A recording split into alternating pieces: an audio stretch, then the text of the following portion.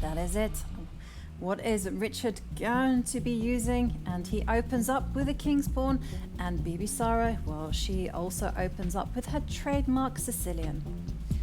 Yeah, and we see this is the same opening actually that Richard used yesterday against Nordibek, and he plays this quite slow setup where he's just going to try to advance in the center calmly. And maybe what Richard is trying to do here is not allow Bibisara to get her tactical vision flowing, because Bibisara wants tactics, she wants complications, and Richard's like, no, I'm going to get you out of established opening moves, the start of the game. And look at this move, this looks really dodgy. The knight goes to the side of the board. Is that knight in a lot of trouble here? He's on the verge of being on a lot of trouble, and there we can see Richard grabbing space in the center, but it's not just the space grab, it's actually a big threat of actually lifting the pawn on g2 2 squares forward and attacking, trapping that knight. So Bibisara has to tread with a lot of caution already. I mean, she has to push the d-pawn. And she has pushed the d-pawn, but if you just look at black's pieces on the right-hand side, they're really, really clumsy. They're not on great squares, and Richard now has some very nice ways to play the position because he just gives a check. The problem is the black knight on the right-hand side is always going to be an issue for Bibisara. That knight might be attacked by a white pawn. It has nowhere it can move to. I love this check because now Bibisara, okay, she blocks the check. And you see here Richard just preparing to trap that knight. That is preparing to move the pawn next to that 2 squares forwards. If he did that last move, the bishop would have taken it, but in this position that pawn would now be defended. Massive threat on the board here. I know, and the big question though is how do you defend against this threat? Either you have to retreat the bishop and make room for your knight, and that's ugly chess, or you have to actually try to lift up the f-pawn, the pawn next to the bishop, and step it forward 2 squares, which is also ugly. Yeah, this is a very tricky position. The evaluation bar on the right-hand side is showing just how good it thinks white's position is, and Bibisara has moved that pawn to try and fight against Richard's idea, and Richard now changing tactics, but the problem is black's pieces are just very badly placed here, and white is now a pawn up. High heart rate still for Richard. High heart rate, and if you take a look at the evaluation bar there on the right, well, the white color is simply dominating. So Richard also has a very healthy advantage. For him, it's just about consolidating the pieces in the center and just making that pawn, that knight there on the edge of the board look ridiculous. And I love this move, just reinforcing the protection of that pawn in the middle. And Bibisara now putting a bit more pressure on the pawn in the middle of the board, and she's doing the best she can. So Richard decides to swap off one of the pieces that was attacking the pawn in the middle, that knight. A sensible decision.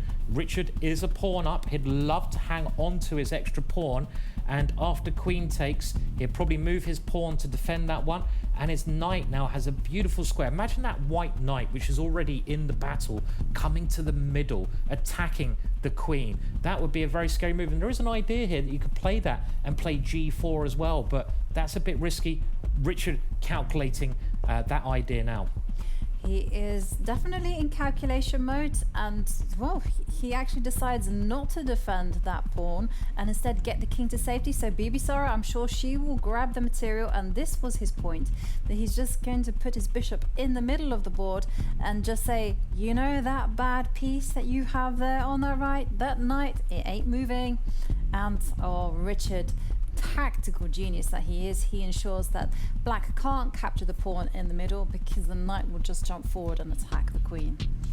Yeah, but he's not a pawn up anymore. He's still got a very nice position because he has the better pieces. Black's pieces are struggling on the side, but Bibisara has done a great job of coming back from a really bad position to get now an equal point position. So she's fighting very hard, but look at the time situation. She's had to spend an awful amount of time to get this playable position, and it's going down even more now. 38 seconds left. Yeah, that is one serious time advantage for Richard, and Bibisara just moving the rook over to protect the pawn, and Well, Richard offering a trade of bishops, trying to soften up the king. And next move, Richard might be able to move his rooks into the middle of the board. So a very risky decision by Bibisara. She grabs a pawn. Now she is actually a pawn up, but her dark squares, she doesn't have a bishop on the dark squares that will guard them. Richard does. And the black king is a major, major target now. First of all, Richard brings his rooks to the middle, but I do like her brave play. You've got to be brave in these situations. She tries to get her king to a safer square here, but Richard keeps the pressure on.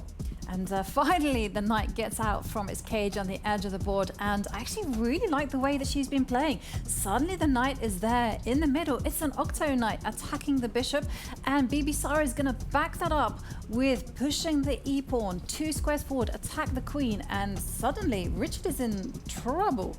Yeah, Richard's got a worse position now. Brilliant play from Bibisara. Look at his heart rate and look at Bibisara's heart rate.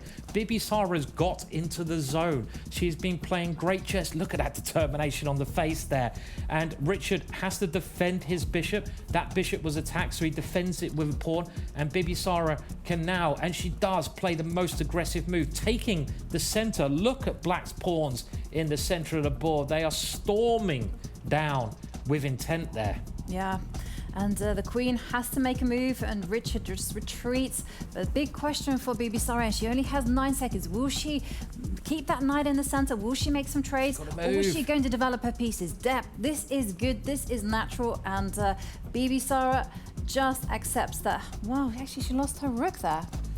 Yeah, she gave up the exchange there, but I think the real problem with Bibisara is the time. 4 Look seconds. at the time. The time is dropping down here, and the black king is also a little bit weak there, and you can see this knight in the middle is going to have to move away, but it's all about the clock. Richard diving all the way in with the queen. Is his queen in trouble? Oh, a brilliant move there. The knight coming in, taking a pawn with check.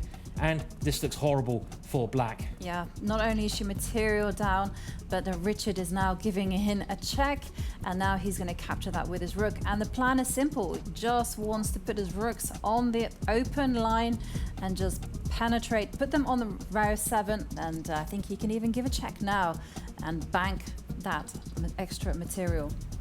Yeah, this is very bad for Bibisara. She played very well in the middle part of the game, but the problem was she was just a bit too short a time. And when you have an open line, and Bibisara has resigned there, what is the first move going to be? You see the very gentleman-like handshake at the start there, and it is the English opening. Oh, I love this opening. Richard has played the Dutch defense. And he just needs a draw, and he doesn't care. He plays super aggressively.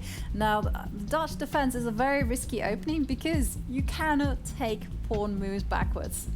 Well, the problem with Black's play is this move from Bibisara, and I think Richard is actually following Humpy's games, because if you remember this battle where Humpy actually managed to get through against Bibisara, it's the same setup here. So this is why Richard has gone for this particular opening called the Dutch opening. The bishop comes out, checks White's king. White stops the check there. Some exchanges happening, and remember, Richard only needs a draw here.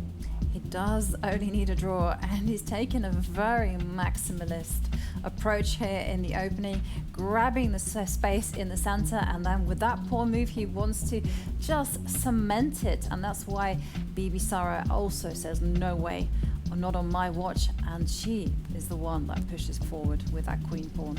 Well, this is very similar to the way she played against Humpy, and that pawn move is aimed at cutting Black's position in two. I have to say, I do like White's position here. If you look at the pieces that are out in the battle, those black pieces on the top left, they're not doing anything.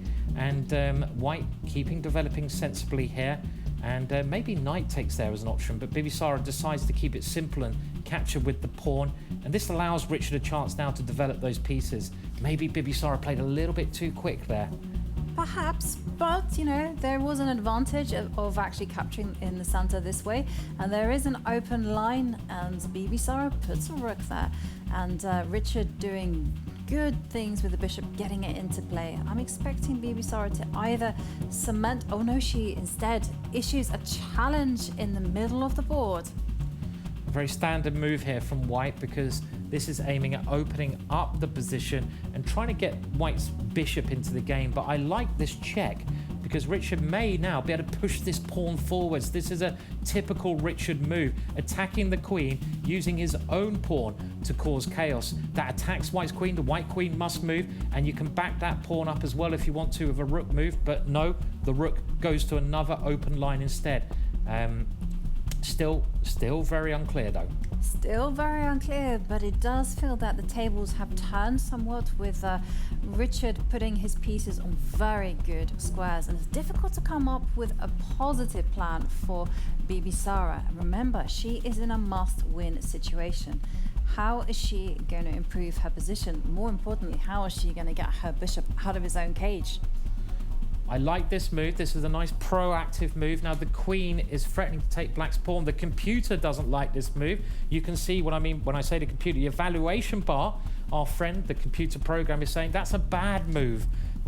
But Richard's got to work out why it's a bad move. It's not obvious in this position exactly what black should play.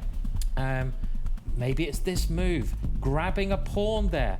And the point of this move, we see the queen's coming off, loads of pieces getting exchanged, and Richard had to calculate this very carefully, but at the end of all the action, black has actually just won a pawn. He's won a pawn, and another one is going to be dropping off as well. I mean, the bishop can come in and swoop to the left and grab that pawn. That is one possibility that I would certainly be tempted by. Another option is, Richard just needs to draw. He can also try and trade off rooks, but instead he, ever the maximalist, decides to kick back the white knight, and I'm expecting him to also kick it again, just for fun. Yeah, trying to use that pawn as much as he can, get it as far up the board as possible. Black's bishop can always take that pawn, but Richard does have the extra pawn here. The white knight jumping forwards there, attacking a pawn, attacking two pawns actually, and this is a good move. Richard, you see a little, look at his face there, he didn't even see that move, I think. That came as a nasty shot for him, and he's also getting down to under a minute. This is by no means simple for Richard now. That last move is pretty scary. There's two pawns that knight's attacking. White's rook is very good, and this could go in Bibisara's favor. She could turn it around, absolutely. And Richard just deciding to bail out and trade rooks. But suddenly you feel that Bibisara is the one with the small advantage.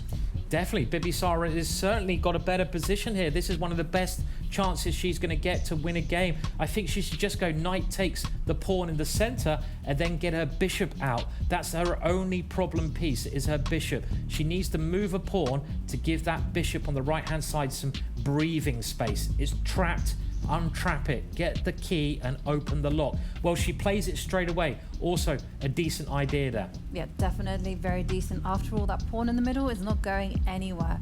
And now Richard actually developing his bishop, targeting that pawn sitting there, and Bibisara just pushes it forward.